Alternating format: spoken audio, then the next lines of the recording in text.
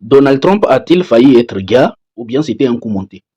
La question que nous devons nous poser. Donald Trump a-t-il failli être gars ou bien c'est un coup monté? Et nous allons voir également dans cette vidéo que c'est fini pour la vie politique de Benjamin Netanyahu. Vous allez voir ça. La vie politique de Benjamin Netanyahu, c'est fini pour lui.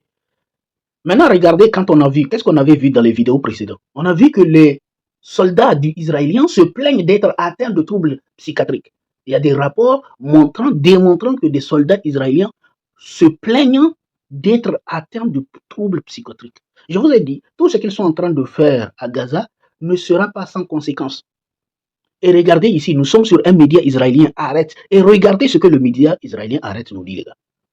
Ce qu'ils sont en train de faire à Gaza ne sera pas sans conséquences. Regardez, la guerre a déclenché chez des millions d'Israéliens un trouble mental au niveau clinique. La guerre a déclenché chez des millions, c'est ça, hein, chez des millions d'Israéliens, un trouble mental au niveau clinique. Ça, c'est la nouvelle réalité. Hein. Ça, c'est des choses, au fait, je vous ai dit, ça ne sera pas sans conséquences. C'est un peuple qui va s'auto-détruire. Si vous ne croyez pas, je vous souhaite longue vie. Si vous croyez, je vous souhaite longue vie. De toute façon, vous allez voir que c'est un État qui va se détruire, qui va s'auto-détruire. Et nous avons déjà vu dans la vidéo d'avant-hier, sur France Info, que de plus en plus d'intellectuels israéliens ou juifs alertent sur la probable destruction de cet État. Continuons, on regarde encore. Regardez, là, on a affaire à un intellectuel juif encore, qui dit, sur le même média israélien, le sionisme a conduit au génocide, il doit disparaître. Le nouveau livre d'Omer Bartov explore où exactement Israël a dérapé. Ça, c'est la nouvelle réalité. Je vous ai dit, virement de situation. Là, on a affaire à des intellectuels juifs qui annoncent qu'il ferait mieux que le sionisme disparaisse. Mais la réalité, c'est qu'il n'y a pas que le sionisme qui va disparaître. Tous vont partir. Regardez, là, nous sommes sur des New Républiques. On vous dit les États-Unis, c'est fini pour eux également, parce que les États-Unis sont devenus la supplétif d'Israël. Israël est un État qui va également partir. Et regardez, là, c'est le département d'État américain qui admet cela. Le département d'État américain admet ouvertement qu'Israël nous a poussés dans la guerre contre l'Iran. Ce n'est pas une guerre des Américains, mais c'est Benjamin Netanyahu qui est assoiffé de liquide rouge qui, lui, a poussé les États-Unis dans cette guerre. Regardez, révélation, hein? Tout ça, c'est des vérités qui vont tomber. Nous sommes également sur RT qui rappelle également ça. Les États-Unis combattent l'Iran à la demande d'Israël, le département d'État. Et là, qu'est-ce qui se passe? Je vous ai dit, c'est fini également pour l'armée israélienne. Hezbollah fait exploser une voiture du commandement de Tzal. Tout ça, on ne vous parle pas de ça. Ça, c'est des choses qui sont cachées. On ne révèle pas ça dans les médias. Tzal fait exploser une voiture du commandement de Tzal. C'est-à-dire les hauts commandements de Tzal ont été gars par le Hezbollah. Ça, c'est la réalité. Et c'est une vidéo. Tout ce que les Hezbollah font, ils le filment. On est également sur le média Haaretz qui dit la dissimulation de la maladie là, de Benjamin Netanyahu est un signe du comportement criminel d'un menteur pathologique. Il sera lâché dans son propre pays. Je vous dis, ce monsieur n'a pas d'avenir. Dans son propre pays, il n'a pas d'avenir. On continue, les gars. Là, nous sommes également sur le même média. Le Shin Bet s'effondrera plus vite que la police israélienne. Aucune force interne ne pourra l'arrêter. Le Shin Bet s'effondrera plus vite que la police israélienne. Aucune force interne ne pourra l'arrêter. En réalité, toutes les institutions israéliennes ne tiennent pas. Ça, c'est la réalité. Hein. Toutes les institutions israéliennes, parce que je vous dis, c'est un peuple qui est au bord de l'effondrement. Israël va s'auto-détruire. Regardez encore un intellectuel juif. Là, on a Eli Barnavi. Sur France 24. Sur France 24, Israël va s'auto-détruire si on ne résout pas le problème de l'État palestinien, selon Eli Barnavi. Israël va s'auto-détruire. Parce qu'au fait, Israël, c'est tout un tas de contradictions ensemble. Récemment, qu'est-ce qu'ils ont fait? Ils ont pris même des soi-disant juifs indiens qu'ils ont amenés. Hein. Donc, ils veulent, au fait, pour le fameux grand Israël, on doit prendre des soi-disant juifs dans tous les peuples. Hein. Ils ont des juifs dans tous les peuples, ils vont les prendre pour construire leur État défaillant. C'est ça la nouvelle réalité. Regardez. Selon lui, hein, selon cet intellectuel-là qui dit Israël va s'autodétruire, il dit, selon lui, la création de l'État israélien est un miracle historique. Mais ce dernier pourrait s'autodétruire si aucune paix n'est trouvée entre Palestine et Israël. Donc, ce qui signifie que la destruction de l'État israélien est inévitable, puisqu'ils refuseront la construction d'un État palestinien. Et puisqu'ils refuseront la construction d'un État palestinien, ben, ils ne se... en réalité, au fait, le fait même qu'ils refusent l'existence d'un État palestinien, en réalité, ils refusent leur propre existence. Parce qu'ils ne seront jamais, ils n'existeront jamais en tant qu'État vivant en paix. Parce qu'ils ne connaîtront jamais la paix là-bas. Ça, c'est la nouvelle réalité. Nous sommes sur Al Jazeera qui nous dit des milliers de personnes ont manifesté à Tel Aviv contre le gouvernement du Premier ministre Benjamin Netanyahu, réclamant une enquête sur les événements du 7 octobre, rapportent les médias israéliens. C'est ça la nouvelle réalité. Le 7 octobre, je vous ai dit, c'est du bullshit, c'est tout simplement la grosse arnaque. Et puisque lui, c'est lui qui a inventé ce 7 octobre-là, il refuse à la justice israélienne d'enquêter sur le 7 octobre. Regardez, hein, ils prétendent au fait dans les médias nous faire croire que le 7 octobre, c'est un attentat terreau fait par le soi-disant Hamas. On dit à Benjamin Netanyahu, il faut ouvrir les dossiers pour une enquête contre le 7 octobre, pour que les Israéliens sachent ce qui s'est passé. Qu'est-ce qui a conduit au 7 octobre? Qu'est-ce qui s'est passé? Ils refusent. Pourquoi ils refusent? Parce que je vous ai dit, c'est prouvé, tout le monde le sait. C'est lui qui a créé le Hamas, c'est lui qui a favorisé cela, et que d'ailleurs les Américains ont dit que les renseignements étaient au courant qu'il y aurait l'attaque, mais que Benjamin Netanyahu avait refusé d'agir. Donc, en fait, il est complètement coupable de cela. C'est pour cela qu'il refuse à la justice israélienne d'enquêter sur le 7 octobre. Vous allez comprendre, c'est pas petit. Là, on parle de... Là, c'est la révélation qui est en train de se faire. Hein. La guerre qui s'est passée au Moyen-Orient, que les Américains tentent d'étouffer, les vérités sont en train de sortir. Les bases militaires américaines au Moyen-Orient ont subi des dommages plus graves des frappes iraniennes que ce qui a été publiquement reconnu, et les réparations devraient coûter des milliards. Selon NBC News, l'Iran a causé des dégâts bien plus importants que ce qui avait été rendu public sur plusieurs bases et équipements américains au Moyen-Orient, avec des coûts de réparation pouvant se chiffrer à des milliards de dollars. Les médias évoquent aussi une frappe rare d'un chasseur F-5 iranien contre la base de camp Boarein au Koweït, malgré les défenses aériennes américaines. Ils sont en train de se rendre compte qu'en réalité, ils avaient des soi-disant défense de tout ça là. Et qu'est-ce qui s'est passé? Avec un F-5 iranien qui a réussi à détruire toute leur technologie. C'est-à-dire que les Américains sont en train de comprendre que tout le budget qu'ils sont en train de mettre dans l'armement aujourd'hui, c'est une arnaque. Ça ne vaut rien. Ils sont en train de mettre extrêmement d'argent dans leur armement, dans leur budget militaire. Mais ça ne vaut rien. Il y a des armes de moindre qualité, de moindre coût, qui sont en train de détruire leurs missiles et leurs armements à des budgets colossaux.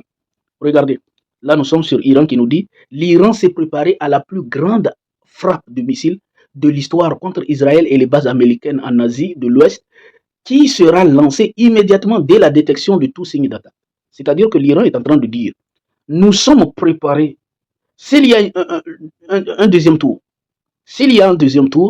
dès que nous allons détecter la moindre détection, dès que nous allons détecter le moindre signe d'une attaque, nous allons riposter d'une manière que vous n'avez jamais vue encore. Déjà, regardez, les Américains sont en train de se plaindre. Les Américains, ce ne sont pas des États qui sont construits pour faire des guerres de haute intensité. Ils peuvent pas. Et la faiblesse des États-Unis vient d'être démontrée. Et là, les Iraniens sont en train de les avertir. Toute la destruction que vous avez vue là, des milliards de destructions, toutes vos bases là, ce n'est rien face à ce que nous avons préparé pour vous actuellement. Pour leur dire que nous sommes prêts. L'Iran a causé plus de dommages aux bases américaines que le Pentagone ne l'admet. NBC. L'administration de Trump a demandé à des entreprises privées de satellites de bloquer l'accès aux images et à ces bases. Et oui, tellement les bases militaires ont été bloquées que l'administration Trump avait demandé à ce que les satellites bloquent l'accès aux bases, pour ne pas que les journalistes ou bien les enquêteurs sachent ce qui s'est passé, pour ne pas qu'ils puissent obtenir des images réelles de la destruction des bases militaires américaines. Regardez. Des législateurs en colère n'ont toujours aucun détail sur l'ampleur des dommages alors que le Pentagone demande un budget record. Ça, c'est la nouvelle réalité. Nous sommes sur Bloomberg. La Maison-Blanche est assaillie par un sentiment de panique alors que la guerre en Iran s'éternise et pèse sur les chances de GOP, de conservation, de contrôle et de la Chambre. La Maison-Blanche est assaillie par un sentiment de panique. Ils n'ont rien vu encore. RT. Trump va licencier le patron du FP. Lui, c'est fini pour lui. Je vous ai déjà dit le licenciement, c'est-à-dire les démissions et les licenciements, c'est-à-dire le changement de régime en moins de 2 ans. En moins de 2 ans au pouvoir, Donald Trump, en fait, tout le monde est en train de soit d'être licencié, soit de démissionner. Trump va licencier le patron de FBI, Patel, ça c'est politico, une simple question de temps. Avertissement des gardiens de la révolution islamique à l'ennemi américano-sioniste. Toute agression supplémentaire sera accueillie par une réponse au-delà des attentes. Même les camps de prisonniers ont été préparés pour accueillir d'éventuels envahisseurs. Je vous ai dit, ces gens-là, ils sont trop près. Les Iraniens sont trop près. Les Iraniens sont trop près. Souligne le contrôle de l'île d'Ormuz comme stratégie clé contre le camp de l'arrogance globale. Là, nous sommes sur Figaro. Si les forces armées américaines poursuivent le blocus et persistent dans leurs actes de banditisme et de piraterie, elles doivent savoir qu'elles s'exposent à une riposte des puissances fortes armées iraniennes, a déclaré le commandant. C'est-à-dire, ils sont prévenus. Je vous dis, déjà, on est en train de voir que les Américains sont en train de se plaindre du premier round, c'est-à-dire de toutes les pertes qu'ils ont connues, de tout ce qu'ils ont perdu. Et là, les Iraniens les préviennent que s'ils continuent leur arrogance, il y aura un deuxième tour qui sera plus dévastateur que ce qu'ils ont compris. Là, nous sommes sur un média américain également, Rawlings, qui nous dit les chiffres de la popularité du président s'effondrent alors que la crise du coût de la vie en Amérique s'aggrave. Les Américains sont en train de souffrir. Ils sont en train de souffrir, hein. Ils vont souffrir encore. Nous sommes sur BFM. Guerre en Iran et au Moyen-Orient. Donald Trump affirme que personne ne sait qui est aux commandes en Iran. Ça, c'est la nouvelle stratégie de l'Iran. C'est-à-dire, l'Iran, en fait, les Iraniens, ce sont des gens très stratégiques. C'est-à-dire qu'ils veulent mettre les Américains dans une condition où ils ne s'en sortiront tout simplement pas. Parce qu'ils voulaient jouer au jeu de on va éliminer vos dirigeants. À partir de maintenant, ils ont étouffé tout. Il n'y a pas de dirigeant clair qui est devant pour répondre aux attentes des Américains. Il y a tout simplement des gens arrachés, des gens comme ça qui tiennent des petits postes et qui sont là et qui, eux, encore sont plus radicaux que les dirigeants qu'ils avaient connus depuis longtemps en Iran. C'est-à-dire actuellement, les Américains n'arrivent pas à comprendre que, en fait, ils ont commis l'erreur d'éliminer les dirigeants les plus pacifiques et les plus ouverts aux négociations. Parce que ceux qui sont là, non seulement Donald Trump dit qu'ils ne savent pas qui est réellement le dirigeant, mais en réalité, au fait, ce sont des gens qui sont encore plus radicaux que ceux qui ont été enlevés. Ça, c'est la nouvelle stratégie. Parce que je vous ai dit, au sein de l'armée de la défense iranienne, il y a la stratégie qu'on appelle la défense mosaïque. Et c'est cette stratégie qu'on essaye d'employer partout. Puisque, au fait, ces américano-sionistes veulent s'en prendre aux dirigeants. Ben, on va enlever tous les dirigeants. Et on va laisser le truc vite. Les Américains n'auront personne en face. Ils n'auront personne en face. Donc, ils sont coincés. Actuellement, Donald Trump est coincé. Il ne sait plus à qui s'adresser. Il a en fait, quand il veut négocier, on lui envoie des gens qui, en réalité, ne sont pas les dirigeants qu'il attend. Et ces gens qu'on lui envoie, ce sont des gens complètement radicaux et qui refusent de céder la moindre parcelle dans les négociations. Ça, c'est sa nouvelle réalité. Les Américains deviennent de plus en plus pessimistes quant à l'économie, blâmant le président Trump et son abardoussi et son abasourdi par les prix élevés et sont abasourdis par les prix élevés selon 4 sondages publics publiés au cours de la semaine passée. Là, regardez, on avait déjà vu ce monsieur-là, si vous vous rappelez bien. Lui, c'est qui? Lui, c'est un juif. Mais lui, c'est un juif qui n'est pas israélien. C'est un juif britannique. C'est un juif qui fait partie de la politique britannique, un politicien britannique. Lui, c'est le chef du parti des Verts au Royaume-Uni. Et qu'est-ce qu'il dit? Il est important de ne pas lier l'identité juive au soutien du géno-géno. Et c'est lui qui avait déjà dit à son pays, c'est-à-dire le Royaume-Uni, de rompre tout accord commercial ou politique avec Israël. Et pourtant, c'est un juif. Là, nous sommes sur Washington Post qui nous dit « De nouveaux sondages montrent que les électeurs préfèrent les démocrates sur l'économie pour la première fois depuis 2010 et que les républicains désapprouvent la gestion d'inflation par le président Trump. » Le monsieur, il sera au fait recalé tout simplement. Et là, regardez, ça c'est nous sommes sur N12, un média de propagande israélien qui reconnaît l'échec du dôme de fer.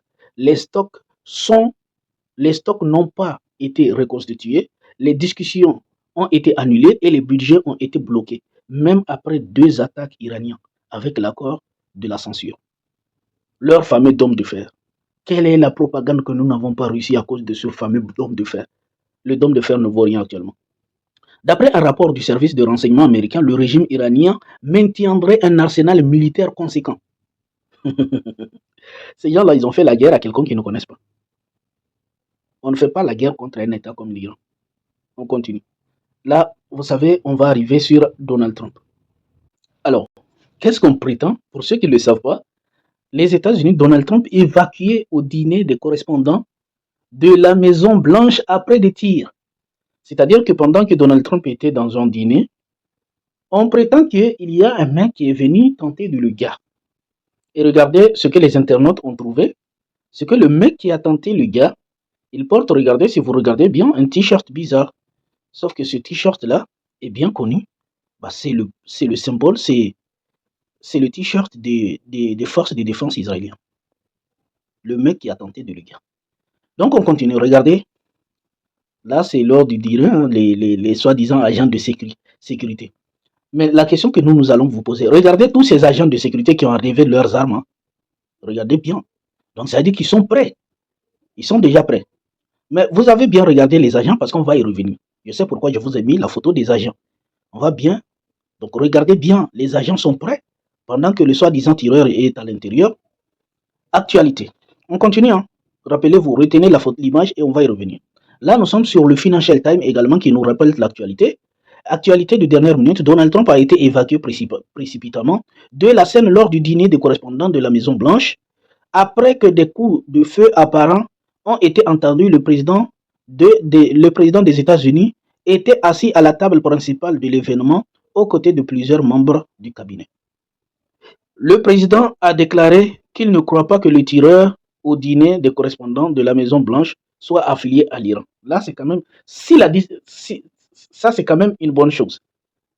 Parce qu'au fait, lui-même il comprend que au fait, c'est pas l'Iran qui cherche à le gars. Je vous dis, le monsieur, il est sous pression. Il est sous pression, il connaît. Regardez le même monsieur. Hein. Le même monsieur, regardez, ça vous rappelle, c'est le même qui est ici. Voici ici. C'est le même qui est là. Donc le même monsieur qui a tenté de le gars. Regardez, c'est lui ça. Vous voyez? Donc c'est le même monsieur. Sauf que ici, il est avec un t-shirt de sécurité des forces de défense israéliennes. Là, Idriss Aberkan réagit à l'actualité. Il dit Fox News coupe la parole en direct à un de leurs reporters quand il déclare que la tentative d'assassinat manquée sur Donald Trump était une mise en scène. Trump n'avait pas participé au dîner des correspondants depuis 2015. Réfléchissez-vous un peu. En fait, qu'est-ce qu'il y a? Je vous dis pourquoi je dis que c'est un coup menti. Parce que, en fait, pendant que la chute de la popularité de Donald Trump est en train d'être accélérée, il va falloir, au fait, quelque chose pour lui donner, au fait, un élan, au fait, de personnes qui vont s'allier, au fait, à sa cause, qui vont compatir. Hein? Et là, qu'est-ce qu'on nous dit? Depuis 2015, le monsieur n'a jamais participé à un dîner. À ce genre de dîner. Et bizarrement, le jour où il décide de participer à ce dîner, il y a soi-disant des attaques contre lui. C'est bizarre, non? C'est-à-dire la même période où Donald Trump est en train de chuter. Il y a une chute de sa popularité. Et qu'est-ce qui se passe? Il y a un coup monté tout simplement. Regardez le monsieur. Les analystes américains estiment que le président Trump a mis en scène sa tentative d'assassinat au dîner de la Maison Blanche pour accuser l'Iran et reprendre les attaques. Des coups de feu vont être tirés. Regardez, là, quand je vous dis, c'est une mise en scène. Là, nous sommes sur le Parisien. C'est pour cela que je vous dis, c'est une mise en scène. Et même ici, les Américains disent que c'est une mise en scène. Et c'est une mise en scène pourquoi? Regardez ce que le Parisien nous dit. Et là, c'est vraiment terrifiant ce que le Parisien nous dit. Là, c'est la porte-parole de la Maison Blanche. Avant même que le dîner ne commence, regardez le discours qu'elle a donné. Des coups de feu vont être tirés. La blague prophétique de la porte-parole de la Maison Blanche 1 heure avant les tirs.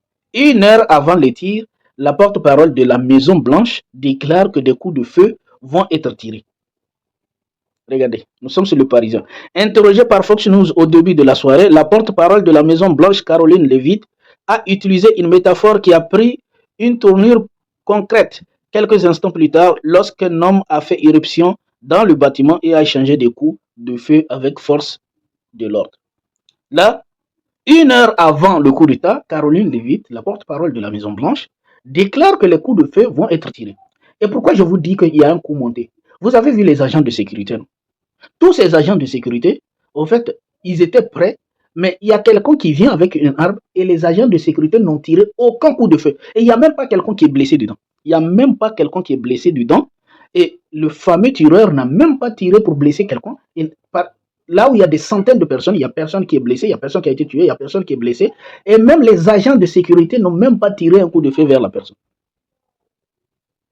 Comment ça? Est-ce que ça, c'est cohérent, les gars? C'est-à-dire la personne, lui là, il vient, il prétend qu'il est venu faire pour venir gagner le président. Alors qu'on a vu que ce monsieur-là, il a des liens avec les forces de défense israéliennes.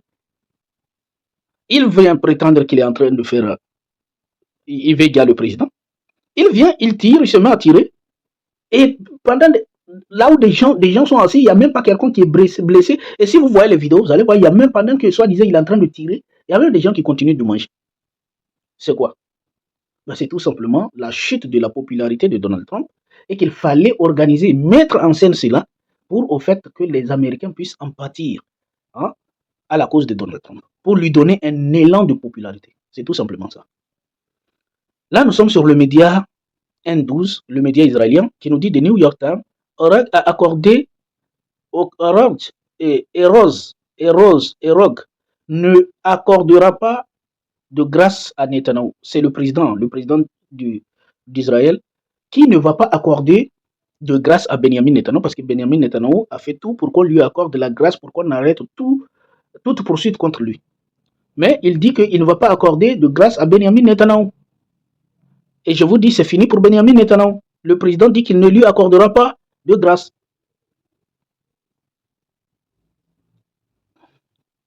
Là, Donald Trump se compare à Abraham Lincoln après des tirs durant le dîner de correspondant à la Maison-Blanche. La guerre au Moyen-Orient, tout le monde a été surpris par la capacité de résistance de l'armée iranienne contre Trump. Là, Donald Trump l'a sans doute sous-estimé. L'Iran forme 230 000 ingénieurs par an. Ils sont en train de comprendre. Et là, regardez, nous sommes sur I24 News qui nous dit la Cour suprême ordonne des sanctions financières contre les réfractaires à la conscription. Donc, ils sont toujours en train de poursuivre les gens de la conscription. Alors là où ça nous intéresse, et c'est là que nous allons conclure, regardez ce que je vous dis, c'est que c'est fini pour Benjamin Netanyahu. Pourquoi c'est fini pour Benjamin Netanyahu? L'ancien premier ministre Neftali Bennett et le chef de l'opposition hier, Labid, se présenteront aux prochaines élections israéliennes sur une liste commune. C'est-à-dire que là, c'est fini pour Benjamin Netanyahu, parce que là, l'opposition est en train de s'unir pour le battre lors des élections. Donc c'est bientôt fini pour lui. C'est fini pour lui. C'est fini pour lui.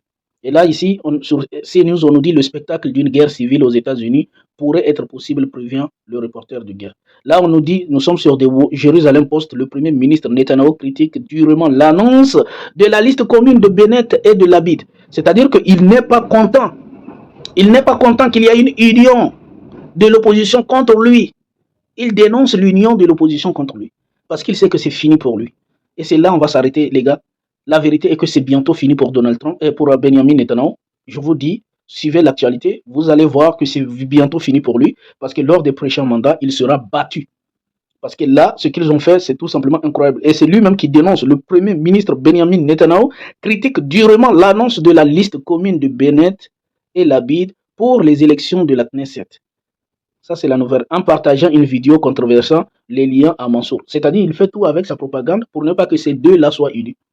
Mais c'est bientôt fini pour lui. Mais là où il y a le problème, c'est que en Israël, là, moi, je ne pense pas qu'il y a de bonnes personnes politiquement. Je pense qu'ils sont tous pareils, ce sont tous des démons, et que même si Benjamin Netanyahu n'est pas là, il y aura toujours un autre démon. Donc c'est pour cela que je dis le problème n'est pas les hommes, c'est le système. Le problème, c'est pas du tout, c'est le sionisme lui-même qui est le problème. Tu vois?